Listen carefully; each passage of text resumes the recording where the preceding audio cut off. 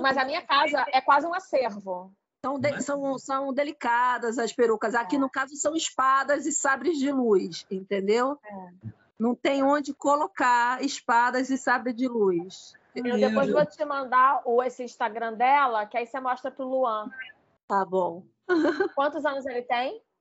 Tem 22, Luan. Ah, tá. Oi, tudo bom? Tudo. Vou te falar vou chamar você para ver uma peça do Naruto, tá bom? Opa, aí sim. Então tá bom, tá combinado. Vou te avisar, hein, Vânia? Claro. Tchau. Tchau. Então, eu admiro muito o trabalho do Claudão já há muito tempo. Sou uma fã e seguidora dele, entendeu? Desde a época de faculdade. Já fui na oficina, pena que eu não pude seguir, justamente porque eu não tinha com quem deixar a Luan, sabe? Essas coisas de mãe, né? Mas... minha primeira interação com o Cláudio foi meio uma bronca que ele me deu, eu nunca vou me esquecer. Eu falei para você assim, cara, vamos desistir desse aspargos é muito caro, vamos botar lá no prato do salmão. Do prato que era do salmão, que tinha que fazer. Lembrei.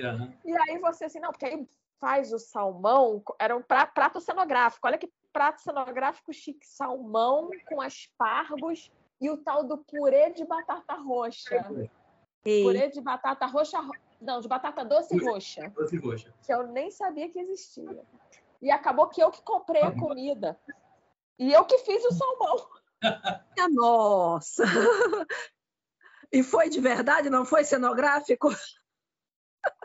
Não, foi de verdade. Foi comida de verdade. O diretor e o Gustavo quis 4 pratos de salmão. Porque ele tinha medo de... Foram 4 pratos de salmão. E eu não cozinho nada. Eu não cozinho nada. Eu não fui nessa filmagem. E você não estava lá. Porque a gente queria que você fizesse. Você não estava no Rio. E aí, na hora que eu estava... Quer dizer, na verdade, eu que fiz o salmão. Eu comprei. A moça que trabalha lá em casa temperou. Porque eu falei, tem que ter... Ela vai ser comida? Eu falei, não, mas tem que ter cara de... É para comer. Tem que ser como se você estivesse fazendo pra gente comer em casa. Tem que temperar. E aí, quando ela botou para ir no forno, eu falei assim, não, peraí, vamos tirar essas filés de salmão. Eu forrei, foi a sorte, Cláudio. Eu forrei o pirex com papel manteiga. Porque eu só consegui tirar o salmão inteirinho do pirex porque eu recortei em volta do papel manteiga. Ele colou no papel manteiga? Putz. Não, ele ia ter colado no pirex. É? A sorte foi que eu, na hora, falei, cara, não, melhor ter um papel embaixo. Eu vou te falar uma coisa que eu devia. Nem era bom assar, porque assar resseca muito, né? Era melhor gratinar, né, na verdade.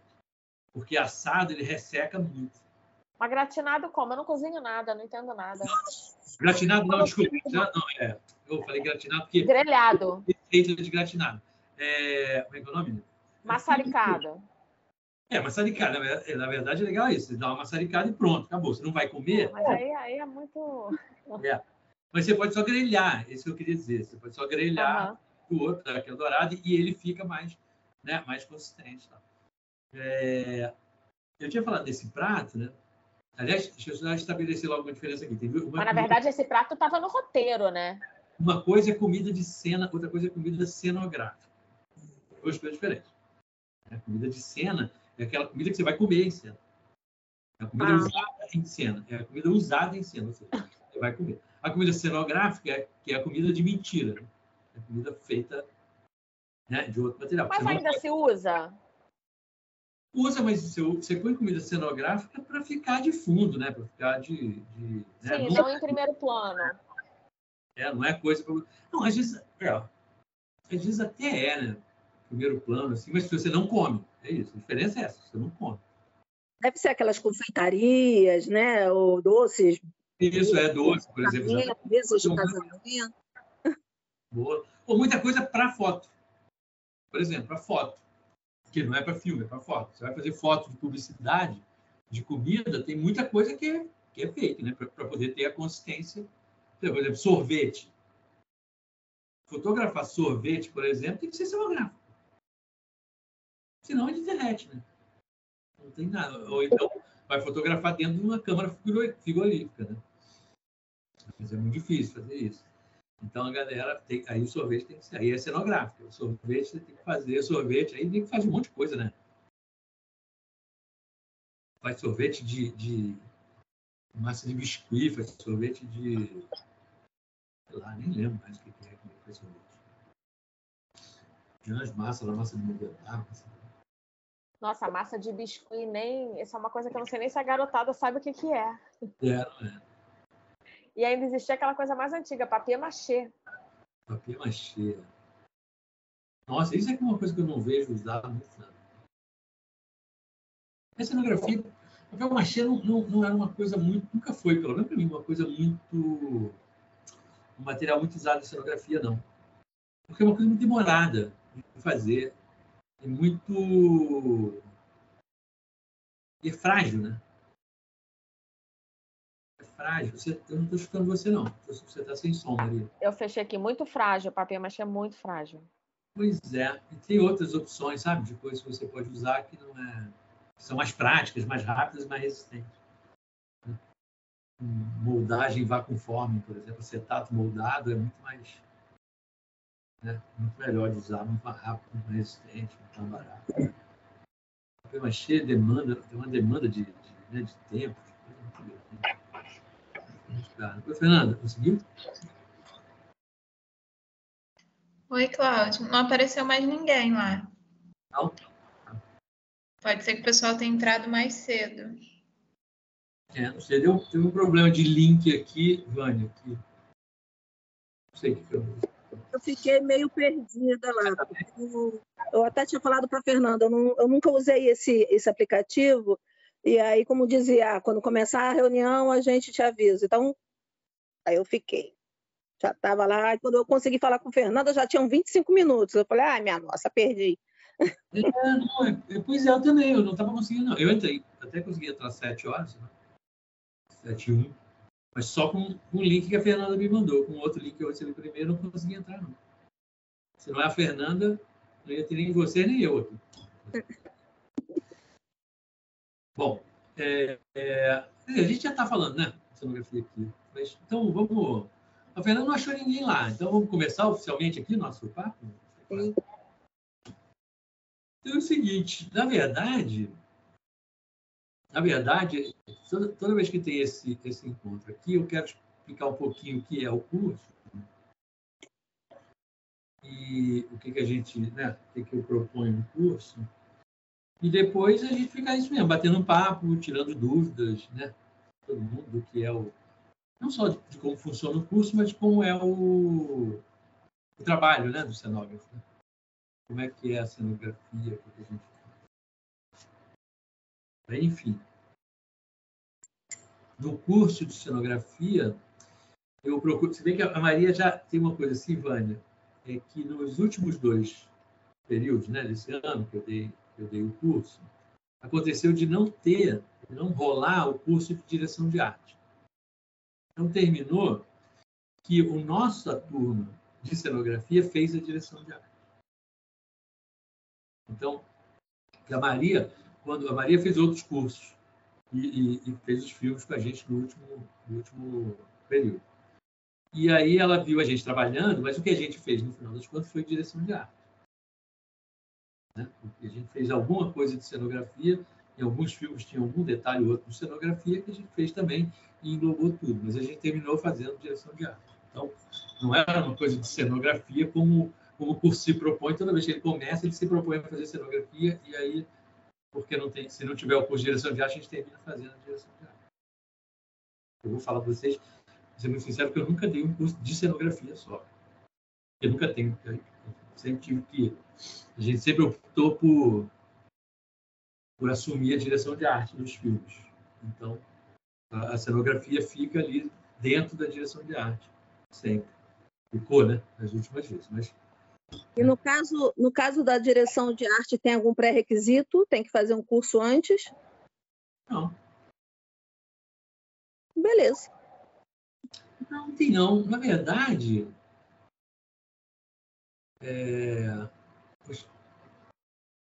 tudo tem pré-requisito, né? para tudo tem pré-requisito, né? Tudo. Mas o pré-requisito é, na verdade, eu falo sempre assim, uma vivência, né, mínima desse universo, né? Se você for falar direção de arte, você tem que ter um mínimo de vivência, de experiência estética, né? Um mínimo de composição, né? De enquadramento. Composição, né? Cor. Pode falar mais sobre isso. A direção de arte começa aí, né? Começa aí. Mas aí, assim, quando a gente fala de direção de arte para cinema, televisão, a gente, né, para audiovisual, a gente, obviamente, está falando de direção de arte que está submetida a um texto, né? E um mise-en-scène. Então, também é isso. Você pode chegar aqui, né? Pode chegar alguém aqui e falar assim, mas eu nem sei o que é teatro. Né? O que é teatro? O que é televisão? O que faz? Né? Não sei. Você pode fazer um curso de direção de arte com isso, né? Chegar sem saber nada. Não, mas assim, você já viu um filme. Você nunca chega aqui sem nada. Chega sempre com alguma bagagem. Né? Claro que se você tem uma bagagem profissional, por exemplo, a Maria aqui, no caso, né? Que está aqui conversando com a gente, a Maria já fez vários cursos de outros, né? Fez aqui direção de atores, né, Maria? Aliás, eu acho esse curso fundamental, tá? Na verdade, eu não sou nem um pouco da área. Eu investi muito nesse curso de direção de atores. Eu não sou nem um pouco da área, né? Eu sou advogada. Mas assim, eu sou advogada, mas assim, eu comecei pelo roteiro. Eu sou roteirista, eu participo de uma sala de roteiros, uma reunião semanal e tal, não sei o quê. Eu fiz um curso do Cavi Borges, fiz o curso de continuidade. O curso Cavi é de quê? O curso do Cavi, na verdade, foi de como produzindo filmes com baixo orçamento. Isso é fundamental. Sim, isso é fundamental para todos os departamentos, na verdade, né, do audiovisual. Então, o que fazer?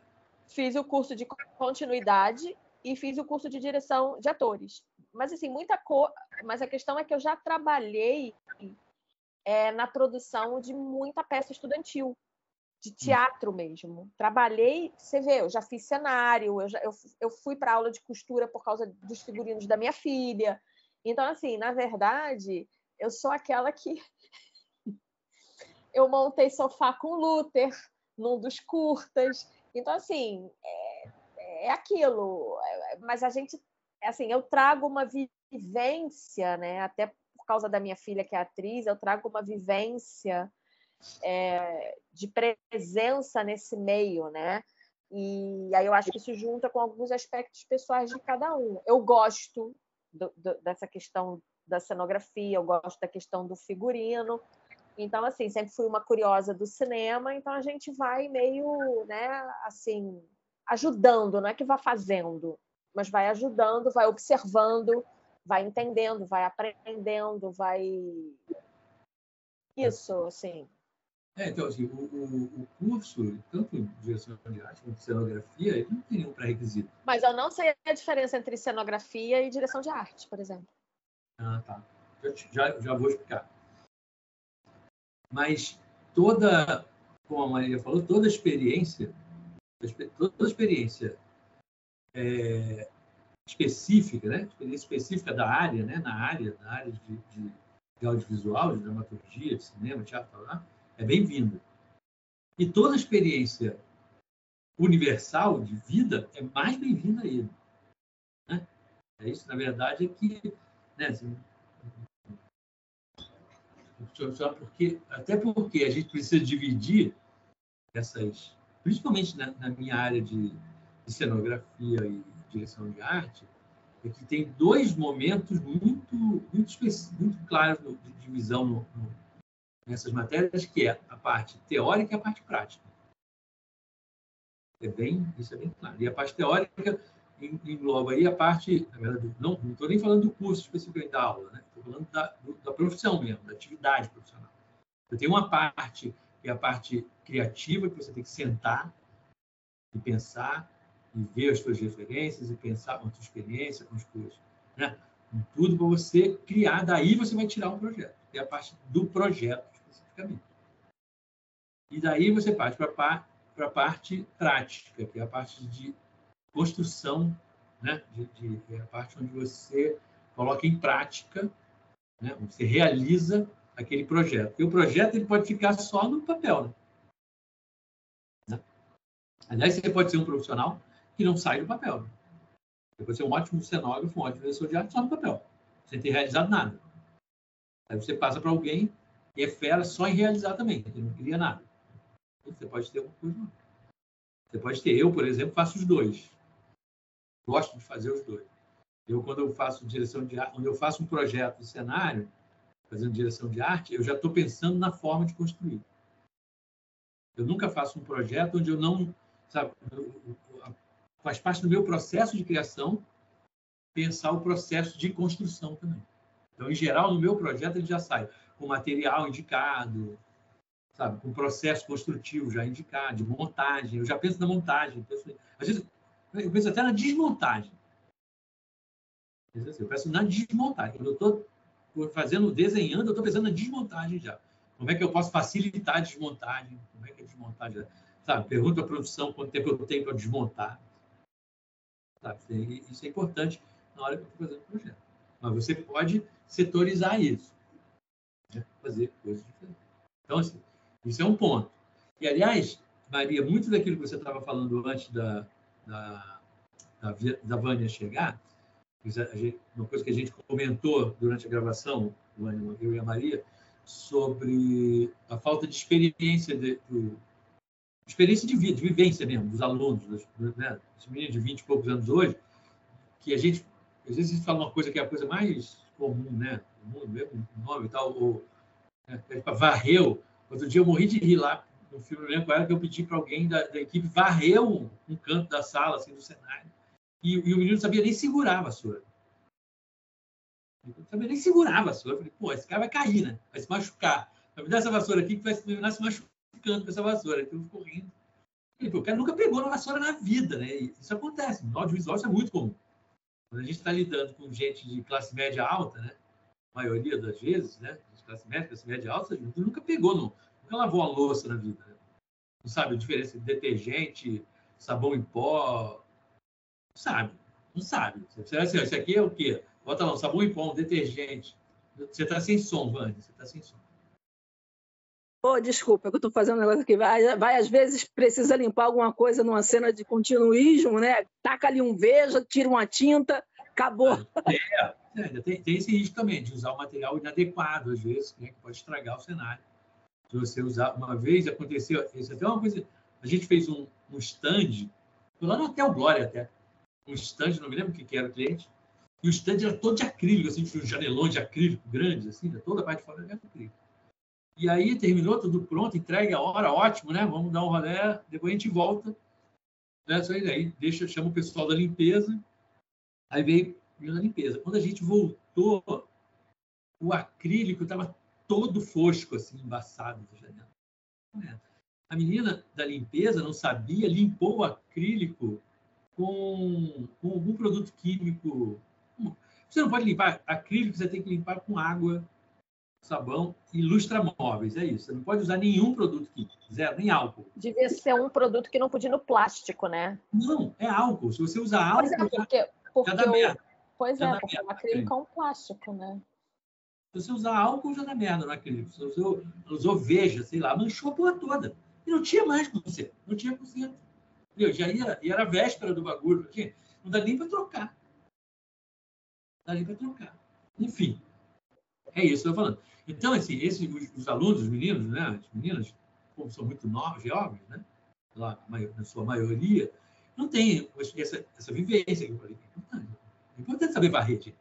Sabe? Vocês são mães, né? É importante botar a vassoura na mão da cidadã lá e falar, bicho, dá uma varrida aí. Não precisa ser todo dia. Né? Não precisa ser o quarto dela todo dia. Mas, pô, de vez em quando tem que pegar a vassoura e dar uma varrida, gente. Sabe?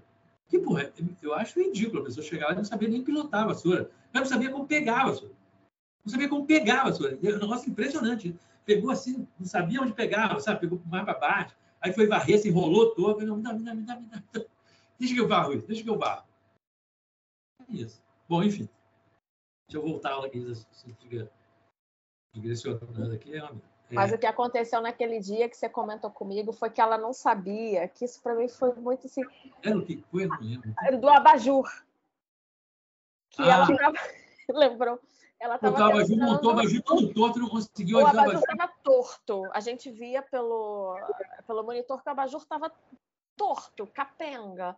Aí, por que esse abajur está capenga? Não, o abajur tá ruim, tirou o abajur. Aí o Cláudio foi lá, viu que ela tinha posto a cúpula apoiada em cima da lâmpada. Ela não tinha desatarrachado a lâmpada, porque ela não sabia que era a lâmpada que fixava a cúpula no abajur. E ela já estava querendo tirar o abajur. Eu estou por cima do troço. Não, na verdade, ela botou a lâmpada segurando a cúpula do abajur. E não aquela peça que é uma rosca que você aperta e depois põe a lâmpada. Eu não sabia. Esse abajur é assim? Eu falei, não, todos são. Todos. Você, na sua casa, se der o trabalho de olhar. Ou seja, nunca trocou uma lâmpada no abajur. Na vida. Na vida. Como é que alguém chega aos 20 e poucos anos, aos 23 anos de idade, sem nunca ter trocado a lâmpada de um abajur? Eu acho isso uma coisa incrível. Eu acho que, em geral, isso é culpa dos pais. Óbvio. Mas, eu falo, tem que trocar, tem que saber lavar. Sabe? Tem que saber lavar louça, gente. Pode não saber lavar louça. Tem que saber a diferença entre detergente e sabão em pedra. Sabe? Sabão em pó e detergente. Tem que saber. Isso é importante. Eu acho isso importante para a cenografia. Eu acho isso importante para a direção de arte. É fundamental. Porque você vai... Quando eu vou fazer um projeto, eu estou fazendo um projeto que vai ilustrar, que vai ser um universo palpável de uma história, de um personagem. Se esse universo não for real, se não for verossímil, né? Porque real ele não é, se não for verossímil, seja ele de época, seja ele não, seja ele no futuro, seja ele uma viagem, ele tem que ser verossímil. Ele tem que estar ali, você tem que entender aquele que está acontecendo. Então, se você não tem essas conexões com a realidade, da realidade, dificilmente você vai fazer um cenário fake. Aquele cenário que você olha assim e fala, pô, essa porra tá muito fake, gente. Né? Porque você percebe isso, né? Quando você vê um filme, quando você vê uma novela, você olha assim, puta, mas isso tá muito fake, mano. A vida real não é assim, né? E é preciso, em algumas obras, né? Novela, por exemplo, é preciso que seja verossímil. A gente sabe que é mentira, sabe que não é verdade. Mas é preciso que seja verossímil, né? E aí você consegue se envolver com aquilo e acreditar, né? Naquela possibilidade daquilo existir. Né? Mesmo num mundo, numa fantasia completa, é preciso verossimilhança. Né? Harry Potter é verossímil. Não é verdade, mas é verossímil. Tudo que você vê ali não é acontecer na história do Harry Potter, naquele cenário que muda e tal, é verossímil. Entendi, não é verdade. Eu sei que esses caras não podem se movimentar daquele jeito, os caras não falam no quadro, mas é feito de uma maneira que aquilo pareça fazer sentido. Né? E eu acho também, assim, na minha opinião, no caso de Harry Potter, Senhor dos Anéis, que eu gosto muito dessa coisa assim, mais fantasiosa, né? E também medieval.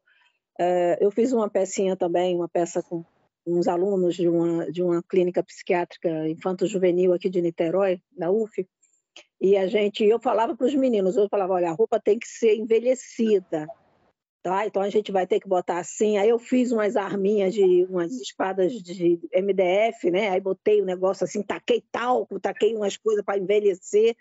E falei assim, olha, os meninos na época, eles tinham aquela cara sofrida, não vem com um sorrisinho no meio da cena, não. Entendeu? É angústia, vocês vão lutar. E essa questão assim dos filmes, às vezes eu sinto falta que a Globo está pecando muito na pesquisa do figurino, em cores, em tecidos que não são usados, e sabe, canelas que são amostra, decotes, cores, que tem épocas e lugares que não são usados, né?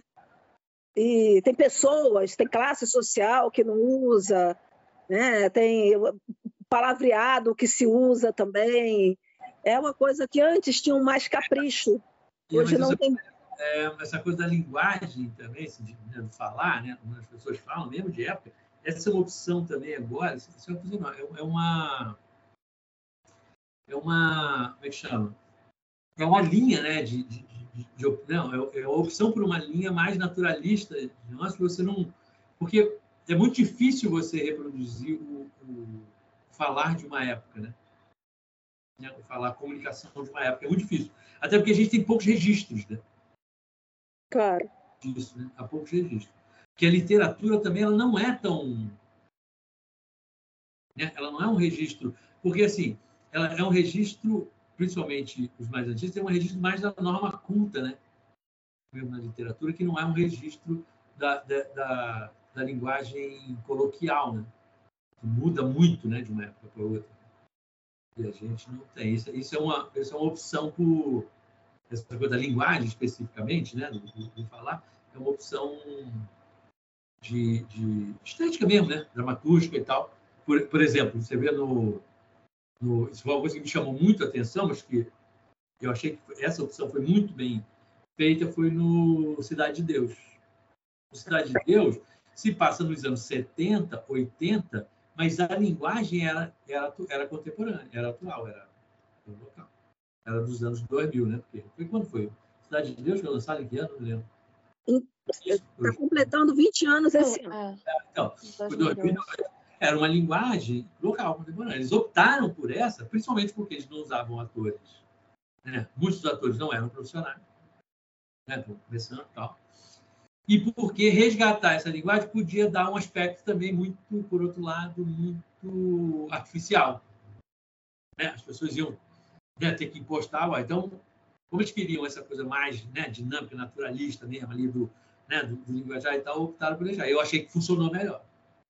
Achei que funcionou melhor, porque esse meio que ficar falando bicho e tal, para puxasse, né, uma coisa que não é. Eu achei que funcionou melhor para a estética geral dessas licenças. Eu acho que a gente pode ter e até deve. Assim. Tem umas coisas, até de cenografia, aí eu vou puxar para a direção de arte agora. Tem muitas vezes que as pessoas dizem, mas isso não é de época, aquilo não é de época. Eu fiz agora uma série que se passando também nos anos 70 e 80. É uma série da Globoplay que vai ser muito, provavelmente, quando for lançada, vai ser muito associada e comparada com Cidade de Deus. E muitas vezes a gente ia usar alguns materiais dos anos 70 e tal, e foi muito filmado em favela, muito filmada, né, não sei o quê. Falei, gente, a gente tem que ter parcimônia também com esse negócio de o que é de época e o que não é de época. Né? A gente não precisa ter essa... Né? Porque assim, mas era nos 70, nos 80... Naquela época também, anos 70 e 80, as mudanças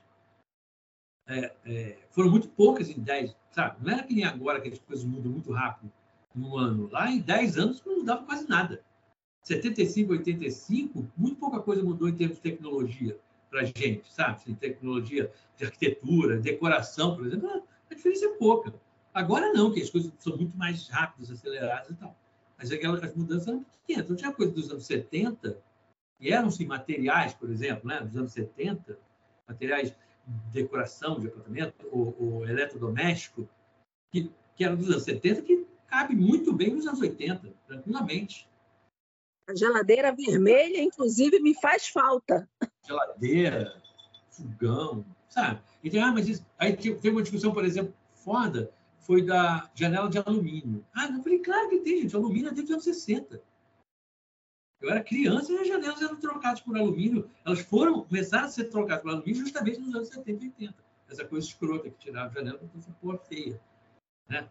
Na verdade, em termos de arquitetura, os anos 70 foi uma merda no Brasil. Assim. Uma merda. Muita coisa foi feita e trocada nos anos 70 e 80 por aqui, infelizmente, não tem essa coisa de como é que se diz? De cultuar essa coisa antiga, né? Com esse peso histórico, né? Não mesmo. Não tem esse histórico, né, de preservar seu patrimônio, né? Arquitetônico. Mas, assim, porque esse negócio da preservação do antigo, é porque eu sempre falo muito isso, eu acho que a nossa cultura, ela não enxerga a diferença entre o velho e o antigo. Então, assim, tudo aqui fica velho, exatamente porque não tem a preservação. Porque tem coisas que realmente envelhecem, né? Ficam velhas. Um eletrodoméstico, um liquidificador, ele tem uma vida útil. Não, plástico é um material, um material recente que envelhece muito rápido. Exatamente, mas eu estou dizendo até monumentos, prédios, eles aqui, eles não se tornam antigos, porque eles se tornam velhos, porque eles não têm a manutenção, não têm a preservação. Então, eu acho que o jovem brasileiro, tudo é velho. O termo antigo é um termo que aqui é sinônimo de velho. E também, por uma questão cultural também, né, de educação, falta esse apreço pelo antigo, pelo que é histórico. Muita gente, né? Então, essa velharia, aí vão derrubar isso, construir um prédio novo. Um prédio lindo, maravilhoso, derruba para fazer... Né? Tem muito, aqui no Rio de Janeiro, no centro do Rio de Janeiro, tem vários casos de prédios históricos que foram demolidos nos anos 80, 70, para fazer metrô, sem necessidade. O metrô podia muito bem passar por baixo do prédio, sem derrubar, mas derrubaram o Palácio Mongo, derrubaram um monte de coisa no centro da cidade. Bom, enfim. Aí, vou voltar. Eu fico falando, a gente fica falando e entra em outras searas, assim, que não tem nada a ver com direção de arte e cenografia. Então, eu vou voltar para aquela conversa que a gente estava falando, né, a diferença entre direção de arte e cenografia. A direção de arte, primeiro, ela engloba tudo. Né? Direção de arte, ou seja, tudo que é. Né? Toda atividade, né, ligada à parte artística dentro de um produto audiovisual é coordenada pela direção de arte. Inclui isso aí, a cenografia, a figurino, maquiagem. O que mais? Iluminação. Não, iluminação não. A iluminação ela está ligada à fotografia, que é um outro departamento, que é da direção de fotografia. E o áudio também é outro departamento? O áudio também. O áudio é essencialmente um departamento técnico. Né? Captação de som. Tal. A parte artística do áudio ela fica na pós. Né? Durante as filmagens, o som é uma coisa justamente técnica. Por isso que ele reclama de todos nós. Reclama de todo mundo. Enfim, então a direção de arte engloba tudo.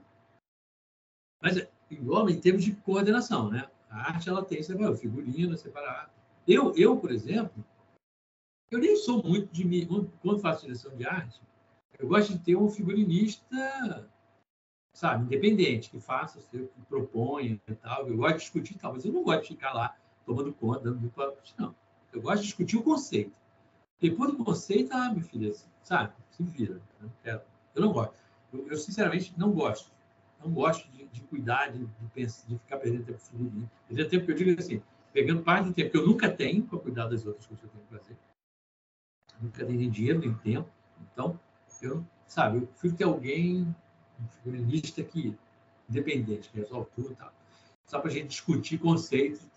Então, assim, o que o diretor de arte faz é, primeiro, estabelecer, junto com a direção, um conceito estético, né, do filme, do produto. Aí, nesse conceito estético, vão estar todos submetidos. Né? O figurino, a maquiagem, a cenografia, está tudo submetido a isso. A esse conceito estético. E o diretor de arte, ele vai fazer o projeto. Isso é o que eu falei, o diretor de arte ele pode simplesmente ficar só na parte, se restringir à parte teórica da coisa, sabe? A parte de desenho, do projeto, das referências, de construção. Então, ele vai construir aquele universo, ele vai conceber aquele universo. Né? Tem, por exemplo, tem diretor, aí tem diretor de arte que desenha, tem diretor de arte que não desenha, por exemplo. Eu vejo diretor de arte, e um dos melhores diretores de arte do Brasil, aliás, que foi feito o diretor de arte eu citei agora, como é que chama? O filme Cidade de Deus. Ele não desenha. Ele não desenha. Só faz planta baixa. Mais nada. Ele trabalha o tempo todo com foto, com referências, textura e tal, vai montando a coisa ali, sabe, os objetos em separados, as cores, as texturas e tal, e aí ali, vai estar tudo na cabeça dele. Não, já eu sou o contrário, eu desenho tudo. Inclusive faz, né? Você também faz algumas coisas, né? Não sei se ainda faz, mas há uns 15 anos atrás ainda estava fazendo armas. É isso, antigamente. Então, assim, eu, como diretor de arte, eu gosto de desenhar. Eu gosto de ver o bagulho ali. Eu gosto de passar meio que mastigado para as pessoas, sabe? Então, por isso que eu falei, quando eu penso, eu já penso no material que eu vou fazer. Eu já penso em como vai construir, qual o processo construtivo. Eu me meto em tudo. Eu desenho no 3D. Faço várias vistas, dou opções, quebro. Então, assim, o diretor de arte é isso. A função do diretor de arte é conceber primeiro o padrão estético, né? O projeto como um todo, a concepção estética tem a concepção estética do projeto. Depois coordenar todos para que todos permaneçam dentro dessa linha que ele escolheu como direção. E, em alguns casos, como no meu caso, por exemplo, desenhar e entregar para cada um o desenho. Eu falo assim, eu não gosto de fazer o figurino, mas eu já desenhei, por exemplo, tem figurino, né? Tem uma série, por exemplo, que tinha alguns personagens, que eu, enquanto desenhava o cenário daqueles personagens, eu aproveitei e desenhei o figurino também. Desenhei na mão. Esse foi na mão. Desenhei na mão o figurino e mandei, falei, ó, eu queria uma coisa assim. Para o figurinista, eu queria uma coisa nessa linha aqui. Né? Por exemplo, essa é uma personagem, por exemplo, que tinha uma moto, uma Harley e tal. Você escolhe inclusive isso. O diretor de arte escolhe qual vai ser o carro da personagem. Né? Você não escolhe só o apartamento que a pessoa mora, né? A casa que ela mora. Você escolhe o carro que ela usa. Você escolhe tudo, o óculos que ela usa. Enfim. Então, assim, coisas que são figurinas, mas que a direção de arte é que congrega isso tudo. É a pessoa que tem o olhar geral, global sobre o projeto. Né? Fala, esteticamente falando. Pode ser um diretor de arte mais ligado à cenografia, como eu. Pode ser um diretor de arte mais afinado, né? Com figurino, por exemplo, ou que não desenha e tal. Tem os que desenham. Não, você tem várias formas. Mas isso não é nem bom nem ruim. É assim, as pessoas trabalham de forma diferente, tem caminhos diferentes. Como eu falei, um dos melhores do Brasil, que é o Tulé, não desenha. Não.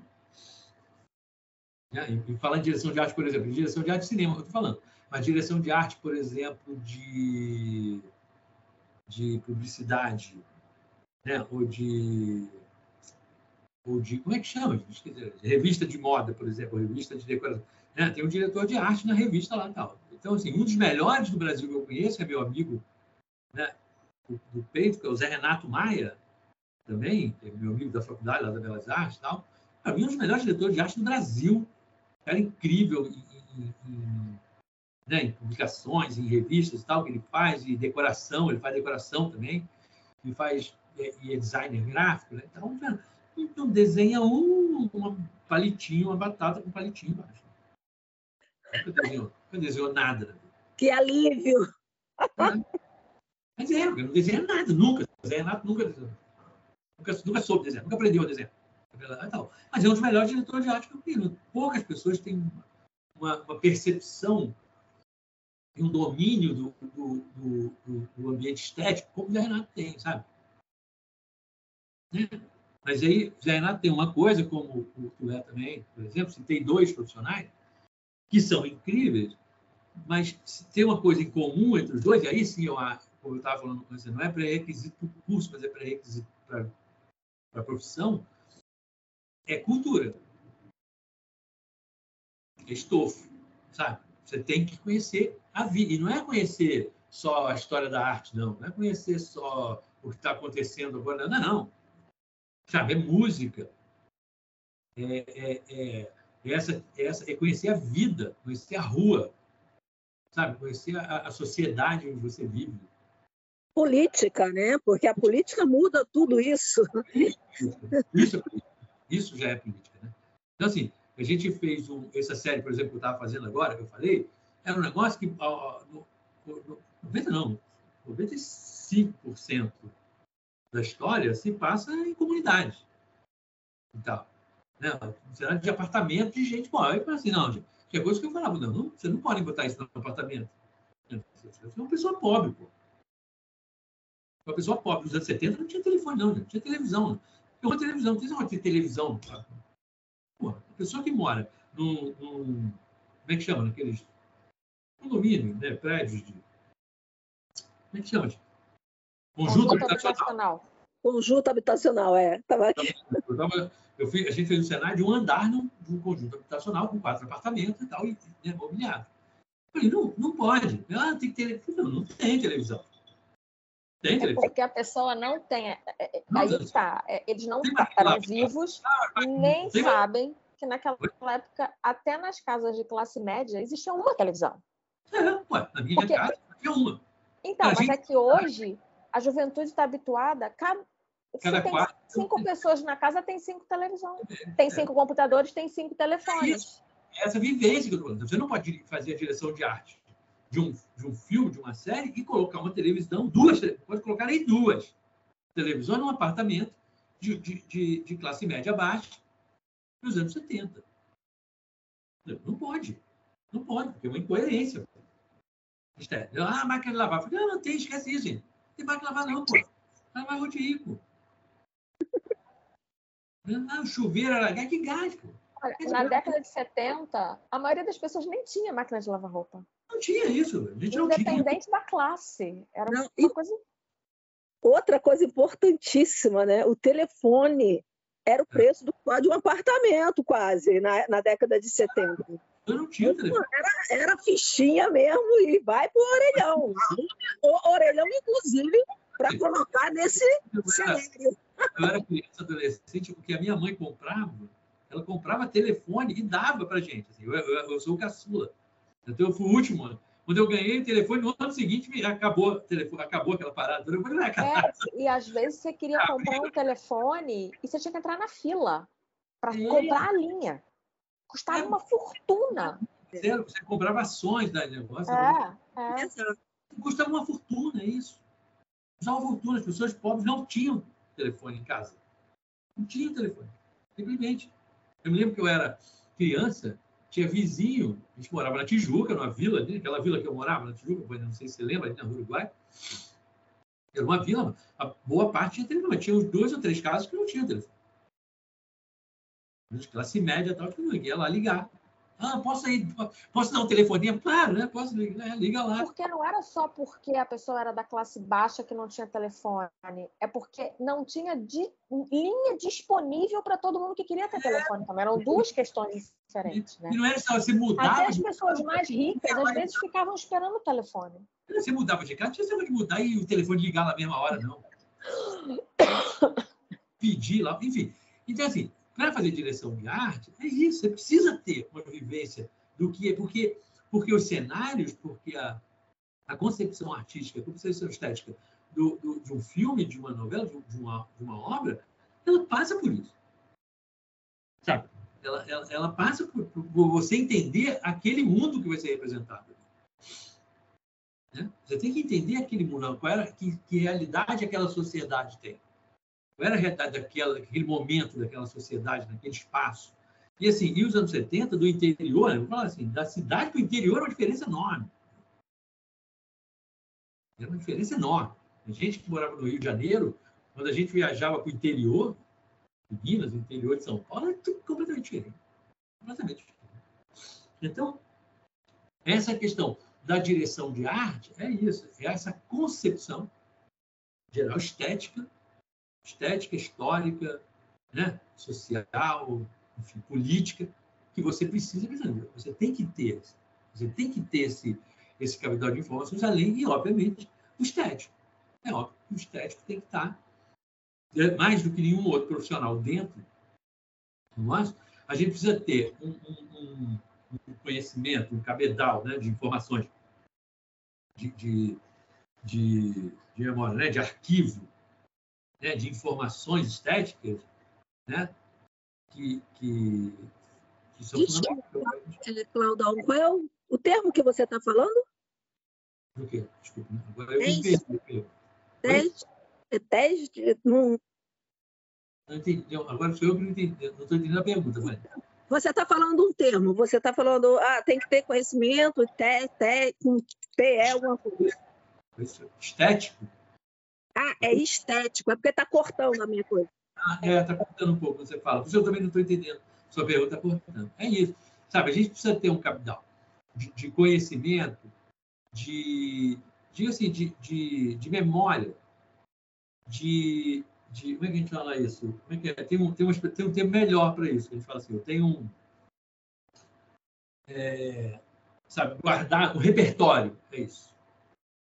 Sabe? Você precisa de um repertório estético, um repertório social, um repertório político, um repertório temporal, que vai te ajudar, que vem na tua cabeça, entendeu? A construir aquele mundo, aquele universo onde os personagens vão transitar.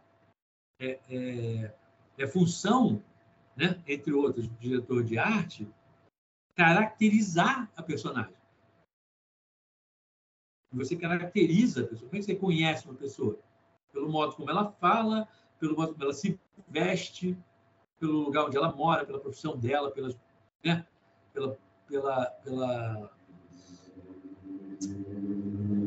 posições políticas dela. É assim que você conhece uma pessoa. Né? Pelo gosto musical dela. Então, assim, a gente precisa construir esse universo. É a gente que constrói esse universo. Porque o texto, ele é pouco para dizer isso tudo. O texto ele não tem tempo para falar isso tudo. Não, no livro tem. No livro você não tem cenário, porque o livro constrói o cenário. O livro vai sugerindo o cenário. Quando você lê um romance, o livro pega uma personagem e destrincha a personagem, aos poucos, durante a história, ela vai te dando todas essas dicas, todas essas informações para você construir, entender, construir na tua cabeça aquela personagem. Ela vai dizer a roupa que a pessoa veste, ela diz o quarto que ela vive, a casa que essa pessoa vive, o bairro que ela vive, a cidade que ela vive, o que ela come, qual é a profissão dela, o que ela pensa sobre as coisas. No cinema, no teatro, na televisão, você não tem esse tempo. O texto não dá conta disso. Então, é o cenário, o figurino, o cenário, o ambiente que essa personagem, aonde essa personagem transita, é que vai mostrar para as pessoas e vai fazer o espectador entender quem é aquela personagem. Né? Em termos de conteúdo, de vida, que personagem, quem é aquela pessoa. Né? Então, assim, essa é a função da direção de arte. Construir, ajudar a construir o personagem. Personagem, é isso. O que a gente faz é para o texto. O que o diretor de arte faz, ele faz de acordo com o texto. Ele faz de acordo com a personagem. A gente está ali para criar uma ambiência e para criar detalhes que vão ajudar o espectador a entender, a conhecer, né, em perspectiva, quem é aquela personagem e o que ela faz naquele lugar. Né? Considerando que a gente fala que o ambiente é fundamental para conhecer também, né? Para contar a história. Né? É completamente diferente. A gente tem que optar. Né? Às vezes, se não está no texto descrito exatamente, a pessoa, fulano, vai ao médico. Né? Fulano, tal, foi no consultório médico. A gente precisa fazer um cenário do consultório médico. Então, não está no texto, mas quem é essa personagem? Em que médico que ela iria? Então, a gente precisa saber, não é? O que aconteceu na história e quem é essa personagem. Ela é rica, ela é pobre, ela é de classe média? Que tipo de médico que ela vai procurar? Isso que vai determinar qual é o cenário. Porque o cenário do consultório médico vai te ajudar a entender a personagem, a caracterizar a personagem. Essa que é a função do diretor de arte. Criar esse universo.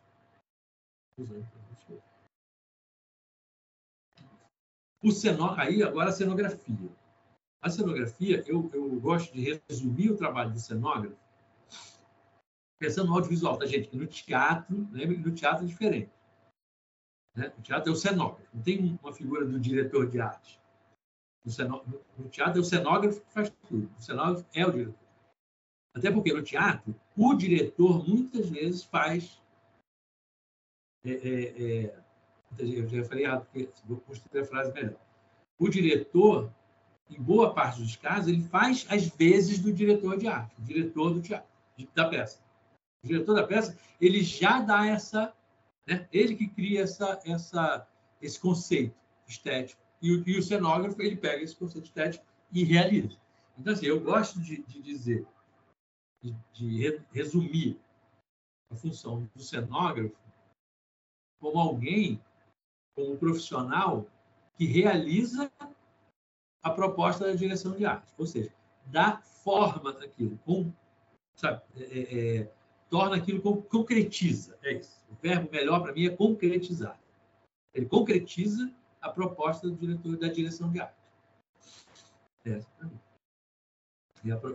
É o resumo do que é o cenógrafo, né? Do que faz o cenógrafo.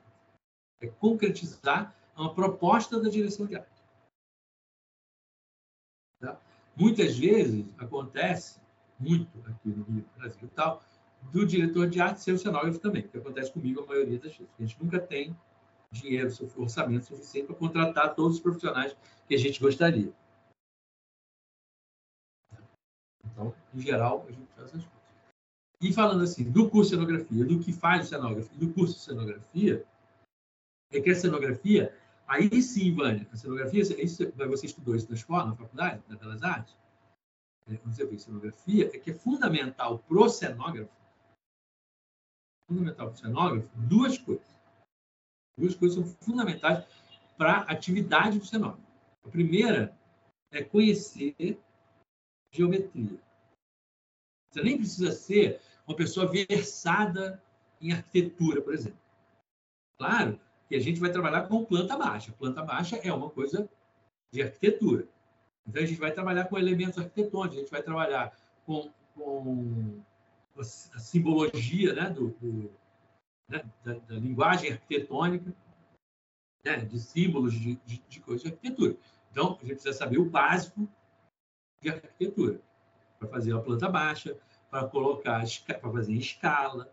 Mas, assim, a escala e a planta baixa, tudo isso vem da geometria plana. Da geometria básica lá, da área do triângulo, da área do quadrado, né? Das retas, dos planos e tudo mais. E aí a geometria plana, depois a geometria descritiva, que é a geometria tridimensional. Então, assim, tem um pré-requisito para fazer cenografia. O pré-requisito é geometria. Da geometria, a gente vai para os elementos básicos de arquitetura, que é como a gente vai se comunicar, né? É como o cenógrafo vai né, se comunicar com todo mundo, com quem fornecedor, com o cenotécnico que vai construir, com os profissionais envolvidos. Então, você não dá para ficar cada um inventando a sua linguagem nova. Cada um faz um desenho aqui e leva para o cara. O cara fica doido. O cenotécnico, o pedreiro, sei lá, marceneiro, você tem que ter uma linguagem comum. Tem uma coisa também muito comum no Brasil, é que muitos dos profissionais, marceneiro, carpinteiro, ferreiro, né, serralheiro, enfim, pedreiro, são pessoas que têm pouca instrução. Então, são pessoas que também têm dificuldade de entender essa linguagem arquitetônica, linguagem... Eles sabem fazer, eles têm conhecimento empírico. O cara sabe o tamanho, o quanto ele precisa para ocupar aquele espaço, mas ele não sabe dizer, ele não sabe calcular a área a partir de um desenho que eu faço. Mas o cenógrafo tem que saber. Tá, o cenógrafo tem que saber. Uma outra coisa que eu tenho sempre com alunos, tal, eu chegar e falar, aí todo mundo torce o bico. Não, tem que saber geometria, bicho. Tem que saber. Tem que saber geometria, porque você precisa calcular a área das coisas.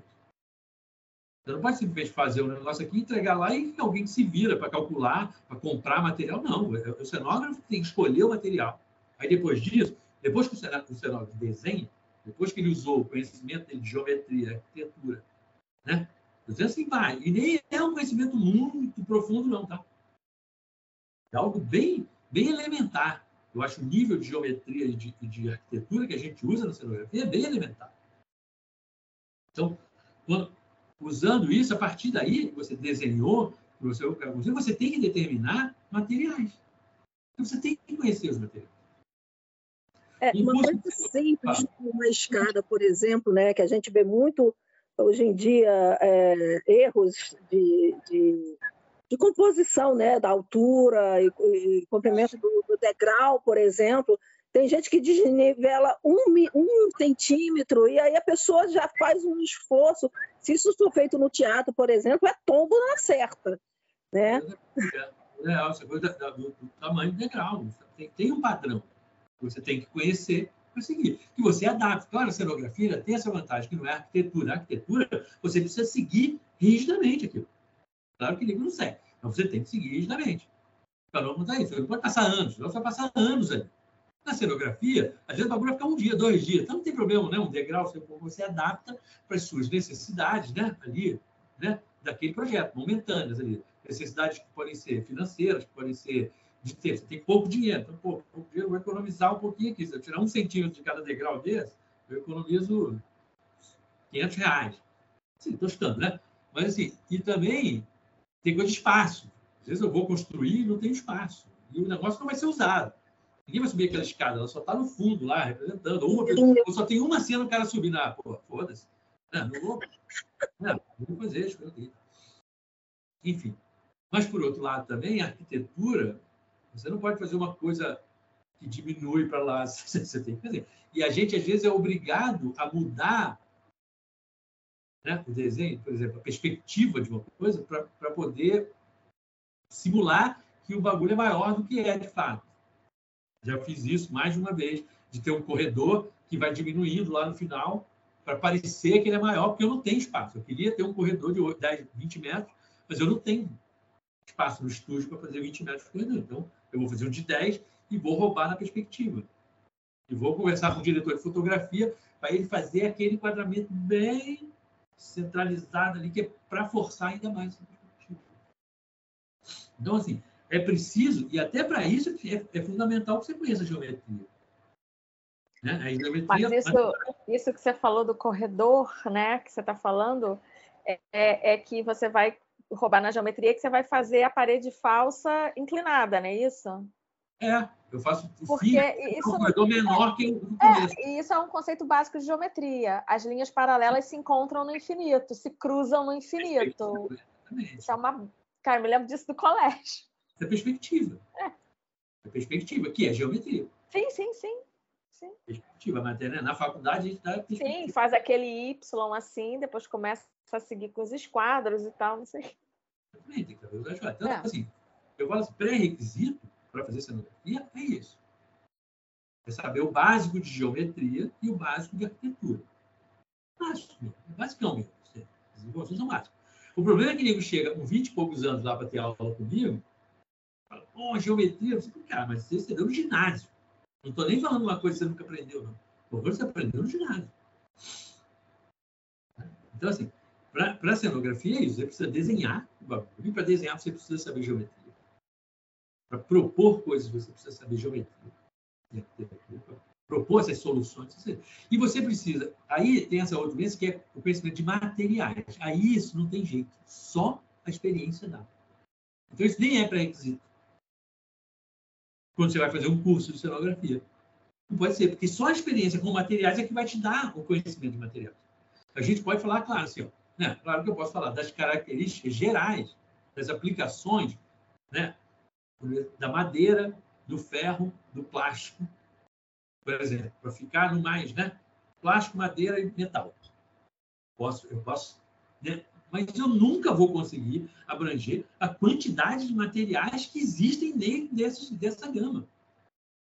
A madeira, só de madeira, natural tem milhares. E as variações, né, de chapas de madeira de MDF, compensado, aglomerado, e aí tem fórmica, aí tem folheado. E você tem milhares, centenas de opções, dezenas de centenas de opções, que você pode combinar, e na cenografia o que dá certo, o que não dá, o que a gente não usa por quê? Porque é pesado. Por exemplo, cenografia, dificilmente a gente usa um material pesado. Porque a gente tem que montar, desmontar, tem que deslocar. Às vezes o ator, o elenco tem que manusear. Aí você não pode botar aquela mesa pesada. Nem em casa, nem quando eu faço decoração, por exemplo, que eu faço decoração também, interior do apartamento, nem quando eu vou fazer decoração interior, eu faço um móvel pesado. Vai, razão de vocês botar um bagulho pesado pra caralho, que ninguém consegue montar. Precisa de um monte de gente, como, pô. Não faz sentido, enfim. Então, essa segunda parte, que é a parte de materiais, tem essa questão, porque é só a vivência, só a experiência, só a prática que te leva a conhecer materiais. E o cenógrafo, ele não está limitado, o trabalho dele não está limitado ao desenho. Que se estivesse limitado ao desenho, ok. Alguém vai se virar para escolher o material, para definir. Mas quando você desenha, você já... Ui, congelou, peraí. Como vai construir? Como vai montar? Quanto tempo leva? Porque quem tem que dizer, por exemplo, a produção, quanto tempo precisa de estúdio para montar, é o cenógrafo. O cenógrafo vai falar assim, eu quero 4 dias para montar. Porque a produção precisa saber isso. Né? Ela precisa alugar o estúdio. Então, ela sabe, o diretor diz, vou gravar isso em 3 dias.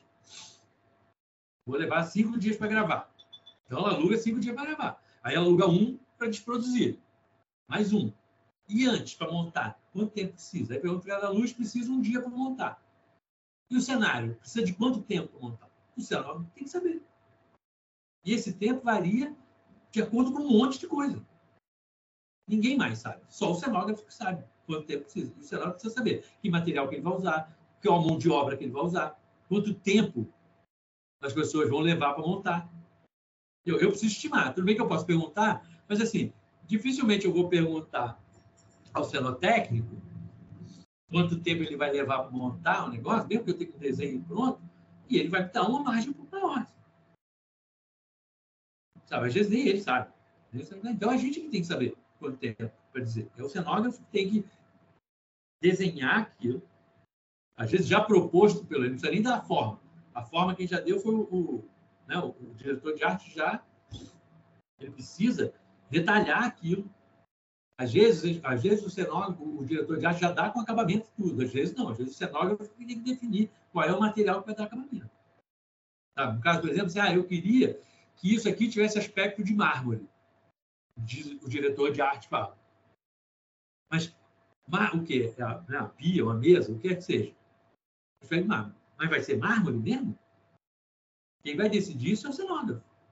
De acordo com um monte de coisa, de acordo com o orçamento que ele tem. Porque mármore, obviamente, é muito mais caro do que o mármore, né, feito lá, fórmica, sei lá. Aí ele vai definir se ele vai usar fórmica, vai imitar mármore, se vai fazer de madeira, vai fazer uma pintura de arte, se vai fazer impressão. Então, assim, e para cada uma dessas soluções tem um desenho diferente de construção. Se o cenário vai ficar montado muito tempo ou pouco tempo, se vai ter umidade, se não tem umidade. Tudo isso faz diferença na hora de eu escolher o material que eu vou usar. Se eu preciso de alguma coisa, por exemplo, esse cenário que eu fiz agora, a gente precisou escolher um material que fosse a prova de fogo.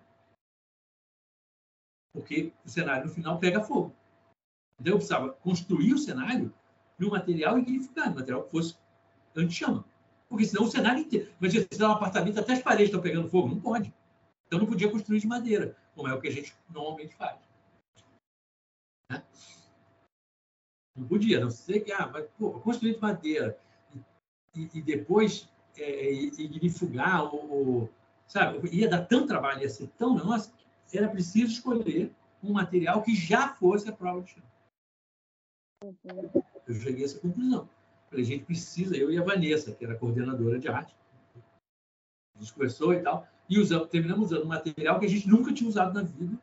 E, graças a Deus, deu super certo e ainda foi mais barato. Que foi drywall. Foi gesso acartonado. Então, É isso, entendeu? O cenógrafo, ele precisa... A função do cenógrafo é essa. Não é chegar lá e desenhar um negócio, entregar lá uma planta baixa e ir embora para casa e voltar, tá pronto. Não. Ele tem que escolher os materiais, escolher os acabamentos, ver melhor, definir quem vai fazer, quem vai construir, as equipes que você usar, quanto tempo vai levar. Sabe? E aí outra coisa que eu falo assim, nessa estrutura toda, o cenógrafo, ele precisa saber, entender e respeitar a física. Uma outra matéria fundamental. E se você desprezar a física, você pode machucar alguém. Ou um profissional que está montando, ou alguém do elenco da equipe de filmagem. Porque a gente coloca coisas pesadas, né? As paredes, as coisas pesadas, tem janela. Não, a janela, você não pode fazer um negócio que a janela caia na cabeça de alguém. Tá? Então, assim, você tem que entender, e principalmente respeitar a física. Física, sabe? Escolher os materiais pensando nisso, na resistência deles, nas características que aquele... Saber que você não pode usar algo frágil demais ou pesado demais, às vezes. Tá? É isso. O cenógrafo, ele tem todas essas atribuições de responsabilidade, sabe? Não é uma coisa, não é só chegar lá, fazer um desenho e entregar para alguém, não. O cenógrafo, ele tem que acompanhar do desenho, da conceito do desenho. Enquanto está desenhando, ele precisa já pensar como vai ser construído, que materiais vão ser usados, que profissionais serão usados, serão requisitados. E pensar na montagem e na desmontagem. A questão da segurança, né? Tem que estar o tempo todo, né? Da montagem e durante a história toda e na desmontagem também, porque se um operário, se um vai descolar uma parada, cai na cabeça, acabou pra gente. Exatamente. Exatamente. Tem que ter muito cuidado, sabe, com isso. Porque é uma responsabilidade. É muita gente envolvida no processo. Uhum. Muita gente, sabe? Muita grana investida. Muita gente. Então, você não pode não dar uma bobeira, entendeu? E machucar alguém. Sabe? Tem coisa pendurada no teto, né? Tem teto, sabe? Então, assim, tudo isso tem que ser muito pensado e feito com muita responsabilidade. O cenógrafo, ele tem uma responsabilidade muito grande. Muito grande, eu acho. Então, assim, é isso. Alguma dúvida mais vocês têm? Específicas? Eu falei uma porrada de coisa, mas tem alguma dúvida específica em relação a isso? No caso do curso, vai ser presencial? O curso, ele é... Como é que chama? Ele é... Caraca, esqueci o nome. Online? É online. O À curso, distância? as aulas são online, né? As aulas. E aí tem os dias de filmagem dos curtas, que são feitos, que aí são as aulas práticas, né? Presenciais. E aí a montagem do cenário e a gravação. Fora isso, tem uma outra presencial também, que é a reunião de análise técnica, né? Tech Scout. E a gente vai na locação, que é que é a sede lá da ABC, as Casas Casadas. Os filmes são todos feitos lá.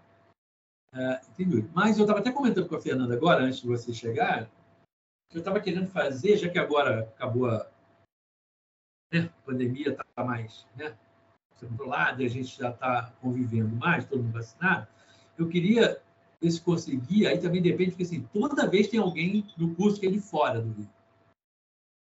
Sempre tem. Agora, hoje foi uma menina de São Paulo, como é o nome dela, Maria? Esqueci. Camille. São Paulo, e no anterior foi uma menina lá de Santa Catarina. Então, assim, eu queria pegar pelo menos duas aulas, que seriam online, e transformar numa aula presencial lá na ABC.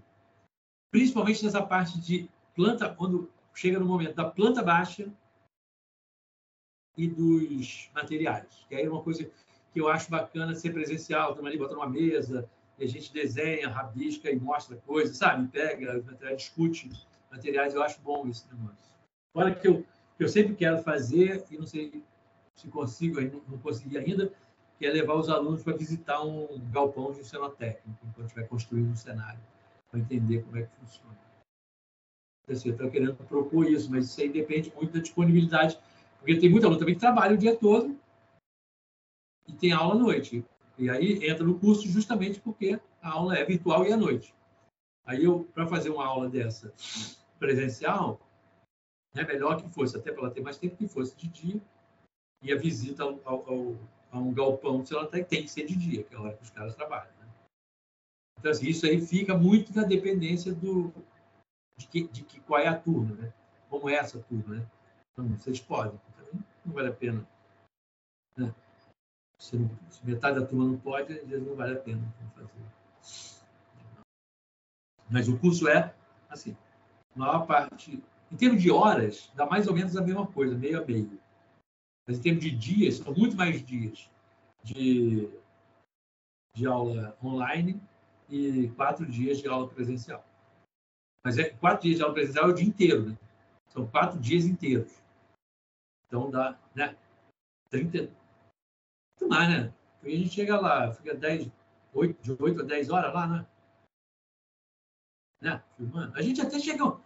Nas últimas vezes, agora com os cenários estão mais simples, a gente até consegue chegar mais tarde um pouquinho, a gente no cenário. Chega mais cedo, direção. Mas a gente fica lá em termos de 8 horas, no mínimo, cada dia. 4 dias são 32 horas de aula. No site diz 4 horas só, né? Falei, 4 horas. Eu li lá 4 horas. Não foi porra nenhuma, pô. A gente chega lá de manhã, sai de noite, como é que são 4 horas? Muito mais do que 4. Tem que ficar mesmo. Então, assim, a carga horária é bem extensa. E eu pedi para aumentar agora esse mês, esse período. As minhas aulas também, acho que eram, sei lá, 6 aulas, ou 8 aulas de 2 horas. Não dá, tipo, precisa ser muito mais. Eu pedi para aumentar mais umas 4 aulas, 5 aulas. Ou seja, mais 2 semanas de aula. Não dá. Eram só, sei lá, acho que eram 3 semanas. Assim. Não dá, 6 aulas não dá para nada. Não consigo nem começar a falar. Preciso demais. Aí me deram umas 2 semanas ou 3 aulas. Então é isso, é aula pra caramba. Assim. Eu acho que é hora-aula que não acaba mais. Mas é bom, né? Porque a gente precisa falar, né? Você precisa entrar em minúcias e se mistura com direção de arte, pior ainda. Foi o que aconteceu das outras vezes. Eu tinha que dar aula de direção de arte para poder fazer o projeto e tinha que dar aula também de cenografia. Né? Eu se inscreveu para fazer cenografia, não posso ficar só falando dessa. E acho que também por isso eu sentia falta de mais tempo. Eu terminava dando mais aula, acabava a aula, né? Acabavam, sei lá, 6 dias, sei lá, 3 semanas de aula, acabava e eu continuava dando aula. Nas semanas seguintes, para poder terminar os projetos, né? Para acompanhar a galera. Dando aula independente do curso. É isso. Aí eu queria... Mas aí depende da turma e depende lá da ABC, que eu também não fiz. Né? E a aula presencial tem que ser um dia que, né, esteja funcionando lá o prédio, né? Lá, a sede da ABC. Mais alguma dúvida? Já tem previsão de início? Tem a data já lá, certo? Não sei qual é. Peraí. Mas eu posso olhar aqui, peraí, rapidinho, tá?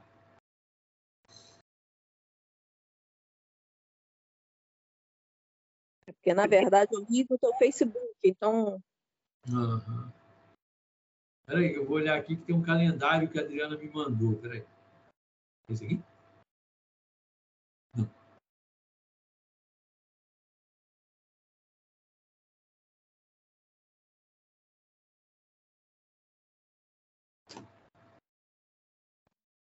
Início é 13 de setembro. Boa, Fernanda, obrigado. A Fernanda veio me salvou. Eu estou aqui procurando. Não achei. Que dia é, Fernanda? Qual dia? Já falou? Esqueci. 13 de setembro. 13? É. Daqui a 2 semanas. Tá. Entendi. Uhum. 13 de setembro. Vai até outubro. Esse ano, os 2 primeiros fins de semana de outubro, eu vou estar filmando. Não, os 2 primeiros não. Não. É o segundo e o terceiro. Eu vou estar filmando, estou fazendo um filme, né? Direção de arte de um filme que a gente vai gravar em outubro. A gente começa a gravar no dia 3 de outubro, segunda-feira, depois da eleição. Então, os 2 finais de semana seguintes, ou seja, o segundo e o terceiro final de semana, eu vou estar filmando. Então, eu não vou poder ficar o dia inteiro na filmagem do curto da gente. Posso vir de manhã e voltar tal de tarde. Eu vou estar gravando. Então, em algum momento eu vou estar, mas não vou estar o dia inteiro. Do resto, normal.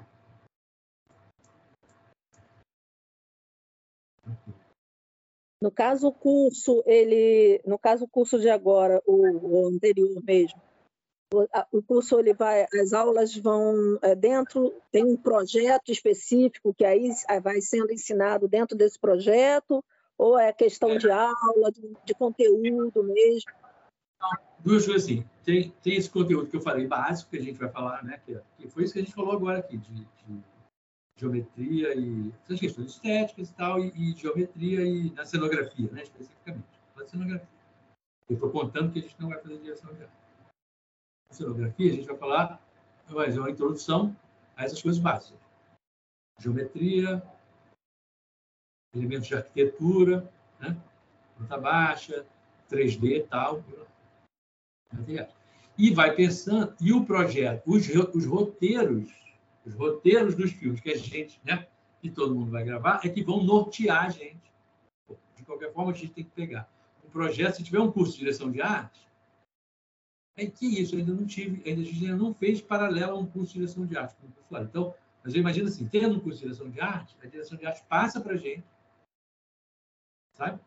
Um projeto, e a gente vai trabalhar a partir desse projeto. Nem que seja uma cenografia inventada que não vai ser realizada, entendeu? Mas aí a gente faz o projeto cenográfico de acordo com o texto, né? De acordo com os filmes que a gente vai gravar. Porque cenografia, ela pressupõe construção, né? Construção. E a gente não tem construção. Não dá para ter. A construção pressupõe dinheiro, gastos, né? Vou construir uma parede. Mas a pesquisa, no caso, a pesquisa toda... Tem vontade. Lá tem uma, por exemplo, eu levei para lá, para o curso, lá para a locação, né? O curso, umas tapadeiras que eu peguei com o Cenotécnico. E umas coisas que eu pego com o Cenotécnico. Emprestado, os materiais meus eu deixei lá. Que aí a gente, né, montagem. Porque a cenografia também é importante, ainda que não tenha cenário, entender como faz a montagem. Porque a cenografia é responsável pela montagem. Então, a gente tem as tapadeiras, a gente vai discutir isso lá, né? De como montar, como pensar, por exemplo, luminária no teto, como é que a gente pendura, como é que a gente faz. Né? Suportes, né? Tem que botar uma cortina lá em cima. É a cenografia que cuida disso. E decide como é que vai pendurar a cortina. Como é que vai pendurar o quadro. Mas é isso. Mas o que norteia a gente são os roteiros, né? E, se for o caso, um projeto de direção de arte. Se não tiver o curso de direção de arte, termina que a gente que faz o projeto de direção de arte, a gente é que faz a cenografia do nosso projeto. Uhum. Mas